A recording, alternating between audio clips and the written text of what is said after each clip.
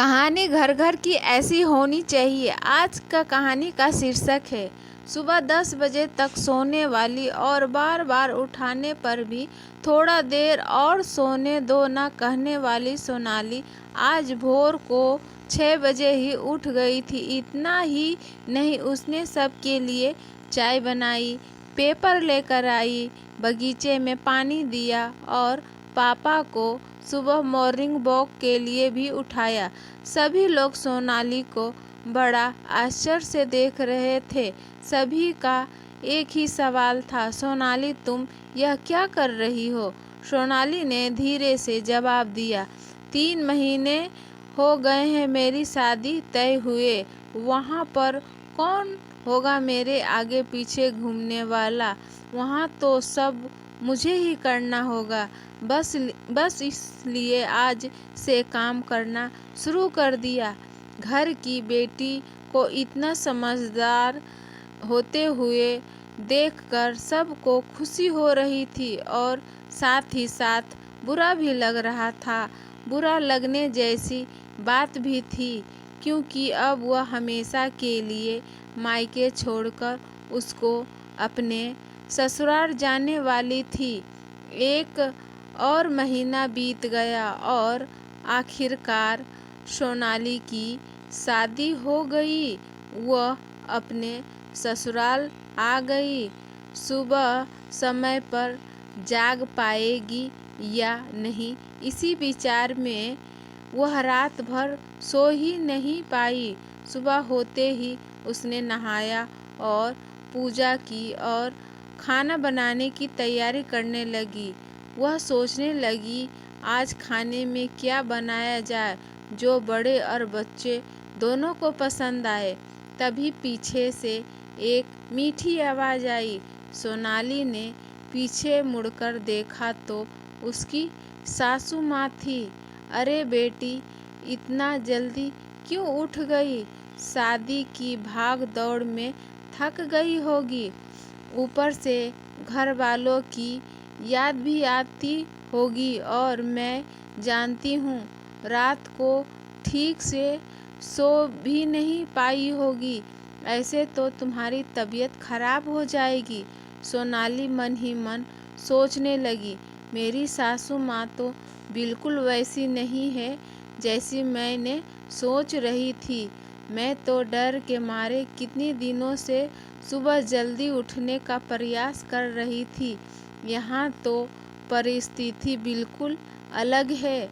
सोनाली ने कुछ काम खत्म ही किया था कि तभी सासू माँ ने आवाज़ दी, बेटा इधर आओ, देखो तो सही मैं क्या बना रही हूँ। मटर पनीर पराठा और गाजर का हलवा। अरे वाह, यह तो सभी मेरी फेवरेट डिश है। सोनाली बोली। उसे तो कुछ समझ में नहीं आ रहा था। उसे लग रहा था जैसे यह सब सपना है। सोनाली को एहसास हुआ कि यह सपना नहीं, सच है। सासू माँ ने कुछ कहा। सोनाली सुन नहीं पाई, वह थोड़ा डर गई। उसे डरा हुआ देखकर सासू माँ ने कहा, सोनाली जरा इधर तो आओ, यहाँ तो बैठो, मेरी बात ध्यान से सुनो और समझो। शादी मतलब लड़की की परीक्षा नहीं होती है। तुम्हारी शादी सिर्फ मेरे लड़के से नहीं हुई, जितना जिम्मेदारी उसको तुम्हें खुश रखने की है उतना ही हम सबको भी। हमने तुम्हारे घर से सिर्फ काम करने के लिए नहीं लाया है। तुम्हें क्या क्या आता है या तुम हमारे लिए क्या कर सकती हो, यह सब देखने के लिए तो बिल्कुल नहीं। और हम तुम्हारी आज़ादी भी तुमसे नहीं छीनेंगे। अगर अपनी बात करूं तो मुझे सिर्फ एक अच्छी फ्रेंड चाहिए थी। मैं तो बिल्कुल नहीं मानती कि बहू को सुबह सुबह जल्दी उठकर पूजा पाठ करनी चाहिए और मैं यह भी नहीं मानती कि बहू को बहुत अच्छा खाना पकाना ना चाहिए। शादी का मतलब तुम्हारे सपनों को बलिदान बिल्कुल भी नहीं हो सकता। बल्कि मैं तो कहूँगी कि शादी का मतलब तुम्हारे सपनों को और ज़्यादा ऊंची उड़ान देना चाहिए। हम सब हमेशा तुम्हारे साथ हैं, हर दिन हर पल। सोनाली की शादी को अब 10 साल बीत चुके थे। इन 10 सालों के सफ़र में उसने जो अनमोल रिश्ते कमाए थे, उनमें से एक थी माँ। जी हाँ, वही सासू माँ जो अब उसकी माँ बन चुकी थी।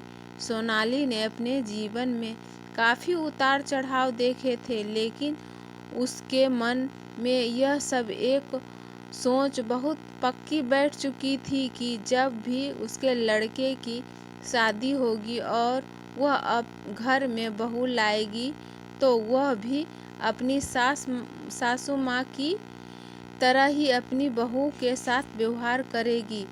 टीवी सीरियल में सास बहू को दिखाया जाता है, वही वास्तविकता है। ऐसा बिल्कुल नहीं है। समय के साथ लोग बदलते हैं, लोग के विचार बदलते हैं। कुछ गलत लोग जरूर जीवन में आते हैं, लेकिन सभी गलत हो ऐसा जरूरी नहीं।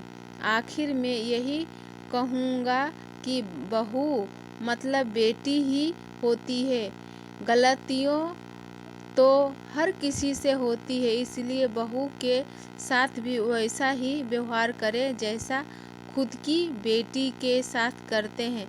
फ्रेंड्स, ऐसी कहानी सुनने के लिए इस चैनल से बने रहें। इस वीडियो को लाइक करें, शेयर करें। इस चैनल पर आप नए हैं तो चैनल को सब्सक्राइब करें।